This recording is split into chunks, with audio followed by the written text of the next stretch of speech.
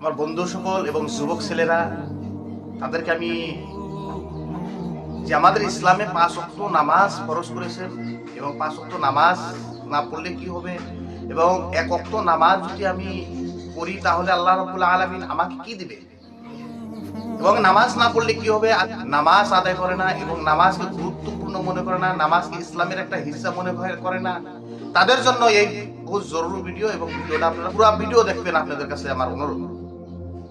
নামাজের সাথে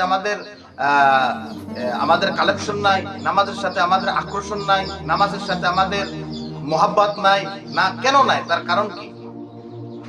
পুরো সাহাবা কিতাবের মধ্যে লেখে, সাহাবারা যখন কোনো কষ্ট বিপদ এবং কোনো প্রয়োজনীয় বস্তু দরকার পড়তো তাহলে নামাজের দ্বারা তারা সফলতা হতেন, এবং নামাজ পড়ে তারা আল্লাহর কাছে চাইতেন, ইয়া আল্লাহ আমার সন্তানের দরকার, ইয়া আল্লাহ আমার রিজিকের দরকার, ইয়া আল্লাহ আমার কর্মর দরকার, ইয়া আল্লাহ আমার আল্লাহ। নামাজ পড়ে তারা আল্লাহর কাছে চাইতেন। আজ আমরা কাছে যাই, আমরা বড় মিনিস্টার এবং গ্রামের মাতাব্বর এবং বড় মানুষ, তাদের কাছে আমরা রিজি রোজগারের জন্য উঠবাই এবং তাদের কাছে তালাশ করি। আল্লাহ নবী সাল্লাল্লাহু আলাইহি ওয়াসাল্লাম বলেছেন, তোমাদের যখন জরুরত হয়, যখন তোমাদের জরুরত, কোনো বস্তুর জরুরত, আল্লাহকে ইশারা করো এবং আল্লাহকে শেখায় করো। কোনো মানুষ আপনাকে ধিক্কার করছে, কোনো মানুষ আপনাকে অপমান করছে, কোনো মানুষ আপনাকে অসম্মানী করছে, সেটা আল্লাহকে জানান। আল্লাহকে যখন নামাজের দ্বারা জানাবেন, তখন আল্লাহ পাক সেই দোয়া কবুল করবেন। যে নামাজ 5 ওয়াক্ত নামাজ এবং ফজর, জোহর, আসর, মাগরিব, ইশা, এই 5 ওয়াক্ত নামাজ তাদের উপরে 5 ওয়াক্ত নামাজ ফরজ। যার হুশ আছে, যে হুশ নাই, যার আকল নাই, যার জ্ঞান নাই, যার দুনিয়ার খেয়াল নাই, যার দুনিয়ার কি বস্তু সে বুঝতে পারছে না, তার আকল নাই, তার পাগলা, তাদেরকে আমরা বাংলা ভাষায় বলি পাগলা। রোজ নামাজ প্রত্যেকটা মুসলমান মানুষদের, নর নারী এবং পুরুষ এবং মহিলাদের প্রত্যেকটা মানুষের উপরে নামাজ ফরজ।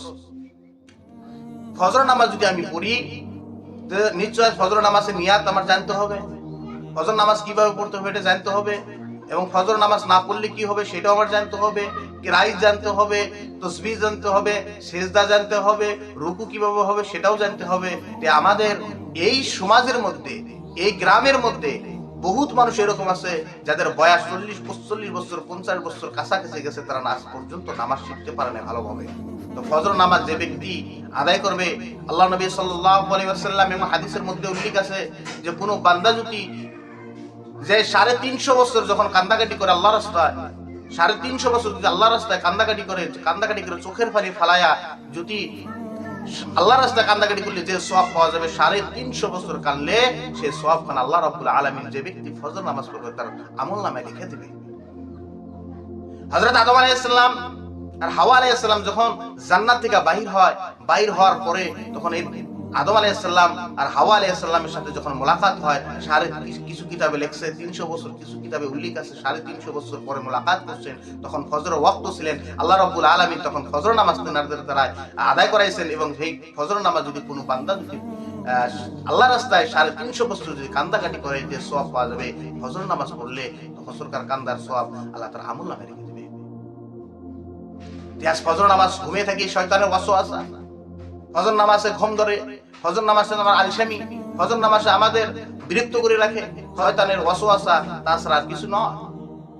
যে ব্যক্তি জোহর নামাজ পড়বে, ইব্রাহিম আলাইহিস সালাম যখন ইসমাইল আলাইহিস সালামকে নিয়ে আল্লাহর রাস্তায় কুরবানি করতে নিয়ে গেছিলেন, আর কোনো বান্দা যদি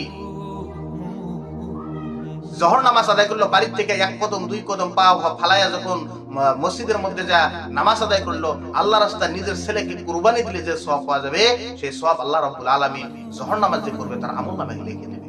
নামাজকে অবহেলা করি, নামাজকে আমরা গুরুত্ব মনে করি না। যদি নামাজ না পড়ে যে মুসলমান বলা যায়, তো মাথায় পাগড়ি রাখছিলেন ডক্টর মনমোহন সিং, তাকে না মুসলমান বলি না। যদি কুর্তা পায়জামা পরে যদি মুসলমান বলা যায়, তো তাহলে ডক্টর আসামের মুখ্যমন্ত্রী তরঙ্গ হয়ে আসছিল, তাকে কেন মুসলমান বলি না। নামাজ ছাড়া যদি মুসলমান বলা যায়, তো শ্রী রবিশঙ্কর তার বহুত বড়